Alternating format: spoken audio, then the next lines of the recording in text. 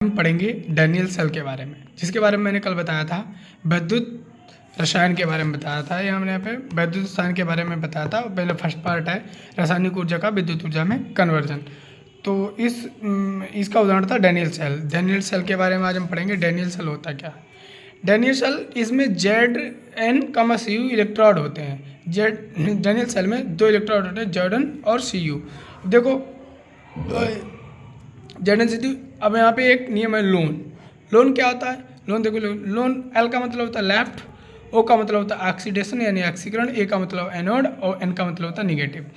यानी Daniel cell के 2 सिरे होते हैं, एक सिरा लेफ्ट और एक सिरा राइट। लेफ्ट सिरे में मेरा ऑक्सीडेशन होता है और ये मेरा एनोड सिरा होता है और इस पर निगेटिव होता है, ये निगेटिव सिरा होता है। दूसरा इसी के अपोजिट कह सकते हैं राइट सिरा। राइट सिरे पे रिडक्शन होगा, वो कैथोड कहलाएगा और उस पर चार्ज पॉजिटिव होगा। अब पहले ऑक्सीडेशन और अपचयन क्या होता है देखते हैं।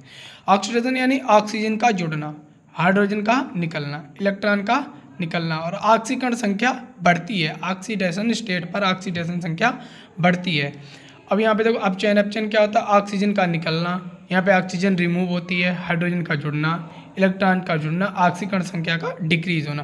देखो Zn अब होता है Zn, Cu से अधिक क्रियाशील, अर्थात Zn का ऑक्सीकरण होगा। अब हम कह सकेंगे यानी जो धातु अधिक क्रियाशील होगी उसका ऑक्सीकरण और जो धातु कम क्रियाशील होगी उसका अपचयन। तो यहाँ पे हम कहेंगे कि Zn का ऑक्सीकरण होगा और कॉपर का अपचयन होगा। देखो इलेक्ट्रोड क्या होता है? जिसका इलेक्ट्रोड बनाना होता है उसकी छड़ को उसी के विलयन में डुबोते हैं। इलेक्ट्रोड में होता है जिस चीज़ का हमें इलेक्ट्रोड बनाना होता है उसकी छड़ को हम उसी के विलयन में डुबोते हैं। यहाँ पे देखो मैंने एक Zn की छड़ ले रखी है, डैनियल सेल का अब निर्माण कर रहे हैं। यहाँ पे देखो डैनियल सेल का निर्माण हो रहा है।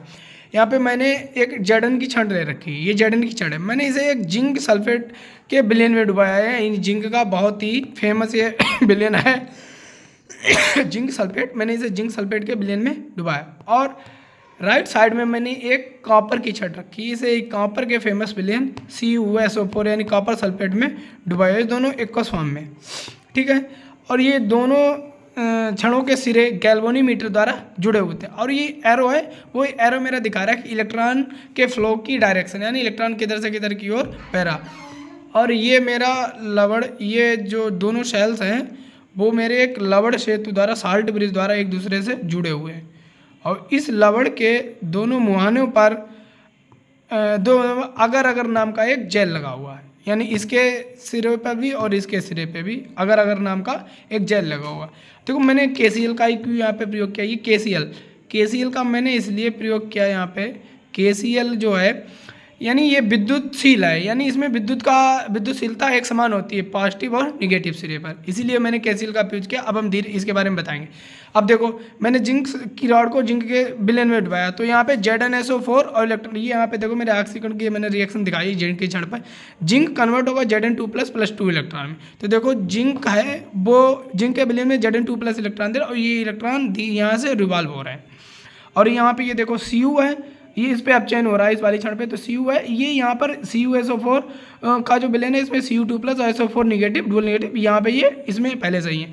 तो यानी ये Cu2s है, ये जहाँ से 2 इलेक्ट्रॉन आ रहे हैं इनसे यहाँ पे इसे एब्जॉर्ब करके एक कॉपर की धातु बनाएगा। अब देखो धीरे धीरे यहाँ पे बनाएगा, जब इलेक्ट्रॉन ZnSO4 इसमें जिंक विलयन में घुलेगा तो ये जिंक में Zn2+ आयन देगा, तो धीरे धीरे ये इलेक्ट्रॉन आकर यहाँ पर ये अतिक्रमण अपना शुरू कर देंगे और इस क्षण पे यहाँ पे ये कमी होती जाएगी।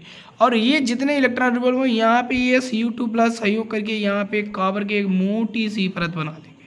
अब यहाँ पे देखो, यहाँ पे अब हमारा लवड़ ब्रिज का काम वर्क शुरू होगा। देखो यहाँ पे KCl है, K+ और Cl निगेटिव आयनों में टूट जाएगा। ये K+ जो आयन है वो इस सेतु से होकर अगर जेल से इस सिरे से होकर ये Zn2+ अटैक करेगा और यहाँ पे जो भी इलेक्ट्रॉन्स थे, यहाँ पे इलेक्ट्रॉन्स की निगेटिविटी थी, इलेक्ट्रॉन्स की निगेटिविटी को यहाँ पे समाप्त कर देगा।